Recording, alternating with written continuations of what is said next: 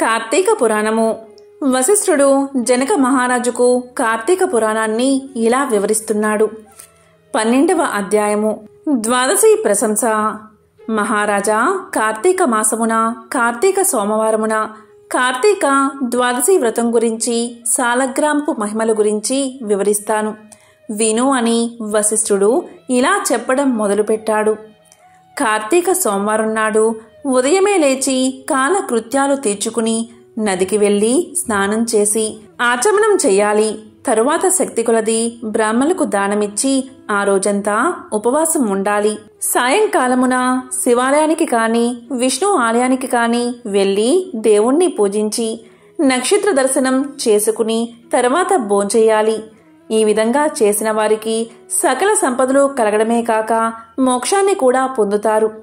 కార్తీక మాసంలో శని త్రయోదశి వస్తే ఆ వ్రతాన్ని ఆచరించిన వారికి 100 రెట్ల ఫలితం కలుగుతుంది.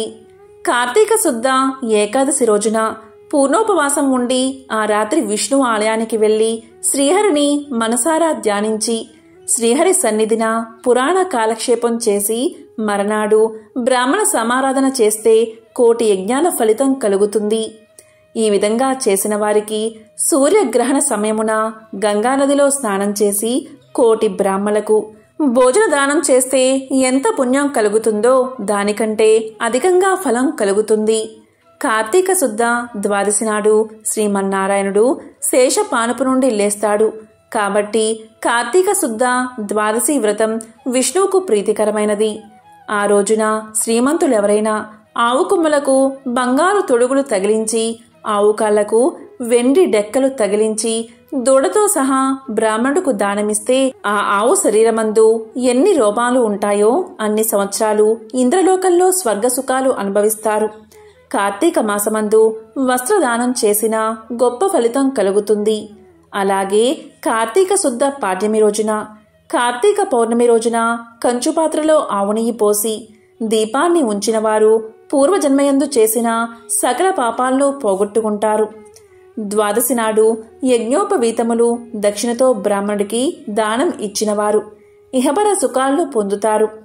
ద్వాదశి రోజున బంగారు తులసిట్టును కాని సాల గ్రామాన్ని కాని ఒక బ్రాహ్మణుడికి దానమిస్తే 4 సముద్రాల మధ్య ఉన్న భూమిని దానం చేసినంత ఫలితం కలుగుతుంది. దీనికి ఉదాహరణగా ఒక కథ ఉంది. దాన్ని చెప్తాను, శ్రద్ధగా విను అంటూ వశిష్ఠుడు ఇలా చెప్పడం మొదలుపెట్టాడు. సాలగ్రామ దానమహిమ. పూర్వం అఖండ గోదావరి నదీ తీరమందలి ఒకానొక పల్లెయందు ఒక వైశ్యుడు నివసిస్తూ ఉన్నాడు.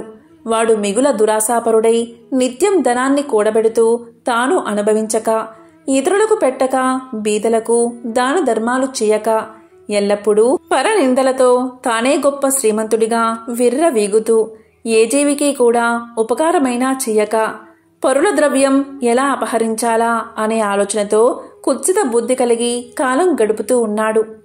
అతను ఒకనాడు తన గ్రామానికి సమీపంలో ఉన్న పల్లెలో నివసిస్తున్న ఒక బ్రాహ్మణుడుకు తన వద్ద ఉన్న ధనాన్ని పెద్ద వడ్డీకి అప్పు ఇచ్చాడు. మరికొంతకాలానికి తన సొమ్ము తనకిమ్మని అడగగా ఆ విప్రుడు, అయ్యా, తమకియ్యవలసిన ధనం 1 నెల రోజు గడువుల్లో ఇవ్వగలను. మీ రుణం ఉంచుకోను. ఈ జన్మలో తీర్చని ఎడల మరుజన్మలో మీ ఇంట ఏ జంతువుగానో పుట్టైనా మీ రుణము తీర్చుకుంటాను అని సవినయంగా వేడుకున్నాడు. ఆ మాటలకు కోమటి మండిపడి, అలా వీలులేదు.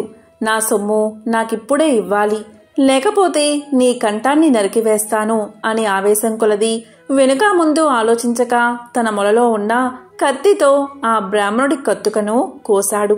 వెంటనే ఆ బ్రాహ్మణుడు గిలగిలా తన్నుకుని చనిపోయాడు. ఆ కోమటి భయపడి అక్కడే ఉంటే రాజభటులు వచ్చి పట్టుకుంటారు అని జడిసి తన గ్రామానికి పారిపోయాడు. బ్రాహ్మణ హత్య మహాపాపం కాబట్టి అప్పట్నుంచి ఆ వైశ్యుడుకు బ్రహ్మహత్యా పాపం ఆవహించి కుష్టు వ్యాధి కలిగి నానా బాధలు పడుతూ మరికొన్నాళ్లకు చనిపోయాడు. వెంటనే యమదూతలు వచ్చి అతన్ని తీసుకుపోయి రౌరవాది నరక కూపంలో పడేశారు. ఆ వైశ్యుడుకు ఒక కుమారుడు ఉన్నాడు. అతని పేరు ధర్మవీరుడు. ఆ పేరుకు తగినట్లుగానే తండ్రి సంపాదించిన ధనాన్ని దాన ధర్మాలు చేస్తూ పుణ్యకార్యాలు ఆచరిస్తూ నీడ కొరకై చెట్లను నాటిస్తూ నూతులు చెరువులు తవ్విస్తూ సకల జనులను సంతోషపెడుతూ మంచి కీర్తిని సంపాదించాడు. ఇలా ఉండగా కొంతకాలానికి త్రిలోక సంచారి అయిన నారదుల వారు యమలోకం దర్శించి భూలోకానికి వచ్చి త్రోవలో ధర్మవీరుని ఇంటికి వచ్చారు.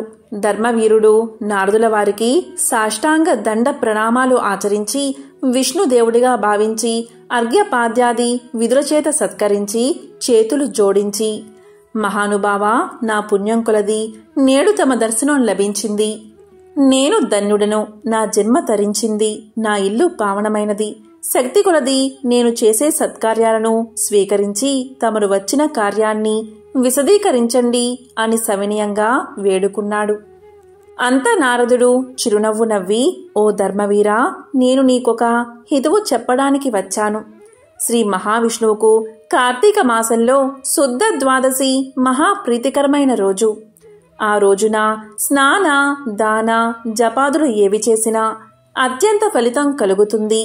4 జాతుల్లో ఏ జాతి వారైనా, స్త్రీ అయినా పురుషుడైనా, జారుడైనా చోరుడైనా, పతివ్రత అయినా వ్యభిచారిణి అయినా కార్తీక శుద్ధ ద్వాదశి రోజున సూర్యుడు తులారాశి యందు ఉండగా నిష్టగా ఉపవాసముండి సాలగ్రామ దానాలు చేస్తే వెనుకటి జన్మలయందు ఈ జన్మయందు చేసిన పాపాలు తొలగిపోతాయి. నీ తండ్రి యమలోకంలో మహానరకాన్ని అనుభవిస్తున్నాడు. అతనిని ఉద్ధరించడానికై నీవు సాలగ్రామ దానం చెయ్యక తప్పదు. అలా చేసి నీ తండ్రి రుణం తీర్చుకో అని చెప్పాడు. దానికి ధర్మవీరుడు ఇలా పలికాడు, నారదమునివర్య, నేను గోదానం, భూదానం, హిరణ్యదానం మొదలైన మహాదానాలు చేసి ఉన్నాను. అటువంటి దానాలు చేయగా నా తండ్రికి మోక్షం కలగనప్పటికీ సాలగ్రామము అనే రాతిని దానం చేసినంత మాత్రాన ఆయన ఎలా ఉద్ధరించబడతాడు అనే సందేహం కలుగుతున్నది. దీనివల్ల ఆకలిగొన్న వాని ఆకలి తీరునా, దాహం గొన్నవానికి దాహం తీరునా? ఎందుకీ దానం చెయ్యాలి? నేనీ సాలగ్రామ దానం మాత్రం చెయ్యజాలను అని నిష్కర్షగా పలికాడు. ధర్మవీరుని అవివేకానికి విచారించి, వైశ్యుడా, సాలగ్రామాన్ని శిలామాత్రంగా ఆలోచించావు. అది శిల కాదు, శ్రీహరి యొక్క రూపం. అన్ని దానాల కంటే సాలగ్రామ దానం చేస్తే కలిగే ఫలమే గొప్పది. నీ తండ్రిని నరక బాధల నుండి విముక్తుణ్ణి చెయ్యాలి అనుకుంటే ఈ దానం తప్ప మరొక మార్గం లేదు అని చెప్పి నారదుడు వెళ్ళిపోయాడు. ధర్మవీరుడు ధనబలం కలవాడై ఉండి కూడా, దాన సామర్థ్యం కలిగి ఉండి కూడా సాలగ్రామ దానం చెయ్యలేదు. కొంతకాలానికి ధర్మవీరుడు చనిపోయాడు. నారదుడు చెప్పిన హితబోధను పెడచెవిన పెట్టడం చేత మరణానంతరమున 7 జన్మలయందు పులి అయి పుట్టి, మరి 3 జన్మలయందు కోతి అయి పుట్టి, 5 జన్మలు ఎద్దుగా పుట్టి, 10 జన్మలు మానవ స్త్రీగా పుట్టి, 10 జన్మలు పందిగా జన్మించి ఉన్నాడు. అలా జరిగిన తర్వాత 11వ జన్మలో ఒక పేద బ్రాహ్మణుడి ఇంట స్త్రీగా పుట్టగా ఆమెకు యవ్వన కాలం రాగా ఆ పేద బ్రాహ్మణుడు ఒక విద్వాంసుడికి ఇచ్చి పెళ్లి చేశాడు. పెళ్లైన కొంతకాలానికి ఆమె భర్త చనిపోయాడు.